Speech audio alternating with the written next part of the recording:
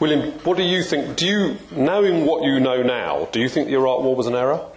No, I don't. No, I think we should stand by, as George says, what we said then. I do think then an enormous amount went wrong afterwards, and that's why I advocate a full-scale Privy Council inquiry into the origins and conduct of the war. I don't think a future government will have credibility with the British public unless we have done that, unless they've seen we've learned all the lessons. But take note, by the way, of what's happened in the last few months in Iraq.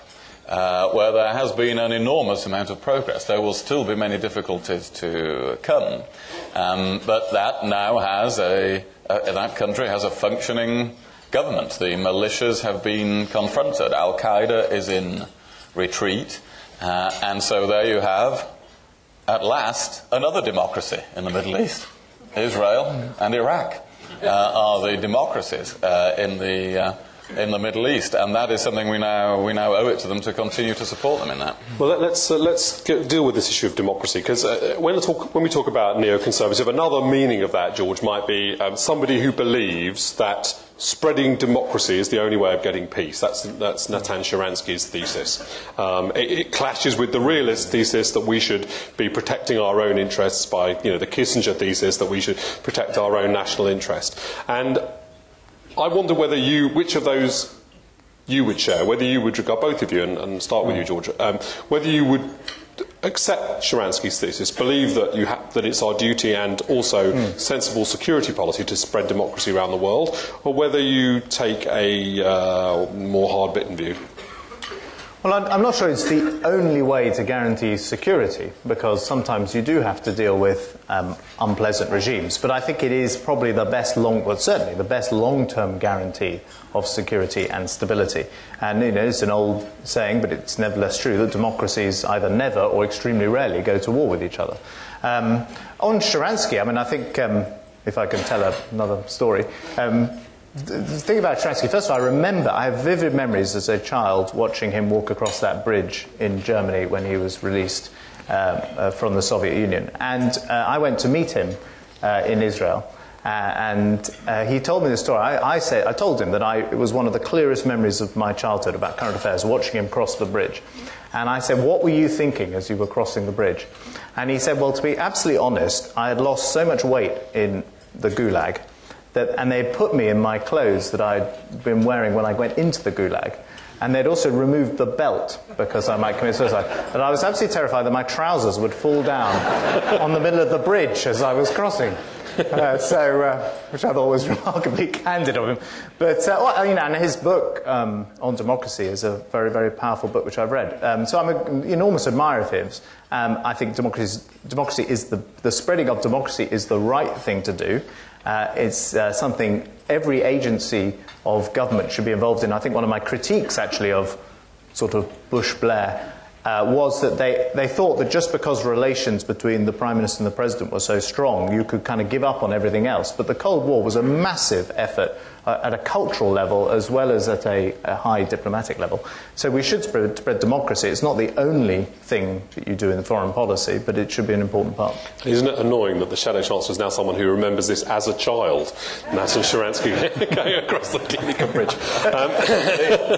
Can I have a go at the same issues? The problem with this democracy or realism, or however you want to describe it, is that of course we're in favour of democracy. Would the world be a better place if all countries were free and democratic? Well, most definitely it would. However, it takes time to build a stable democracy. And we don't always have time in securing peace, in creating international alliances, and so on.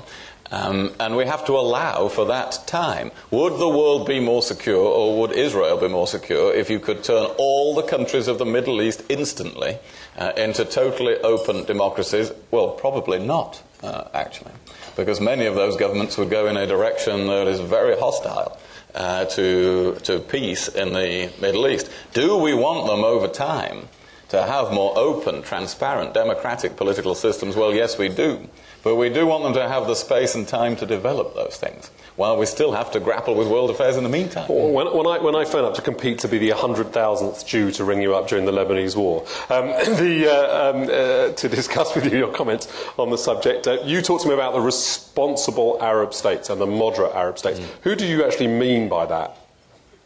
Well, I mean, for a start, the Gulf states, obviously. And one of the things I advocate in British foreign policy is that we should have a long-term, cross-party, national plan to elevate our links with the states of the Gulf, culturally, diplomatically, economically.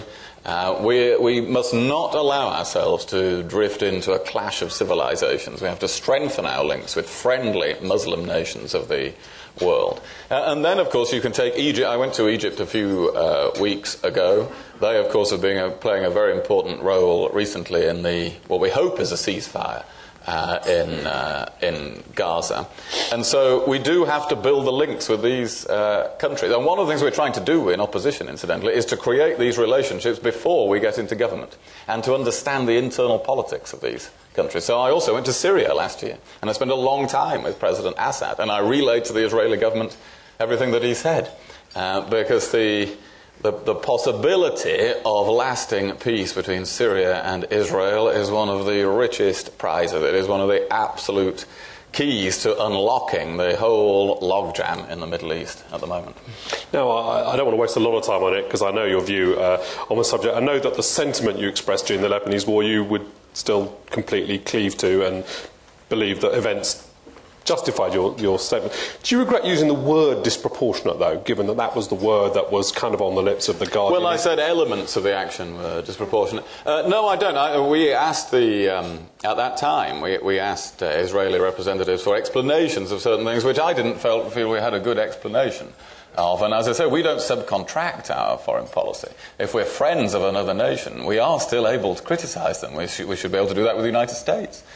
We should be able to do that with Israel. I think it's the only Israeli military action in my entire lifetime I've ever criticized. But I did feel that some aspects of that were politically counterproductive, and as I said in the House of Commons at the time, militarily ineffective. That's different from disproportionate. Well, it is, but that was all part of my description of it. I think all of those things were true. And sadly, Hezbollah is a stronger force now in Lebanon than it was 2 years ago. However, we all have to learn the lessons of that. Israel has been trying to learn the lessons of that. But don't ask a friend never to be a candid friend.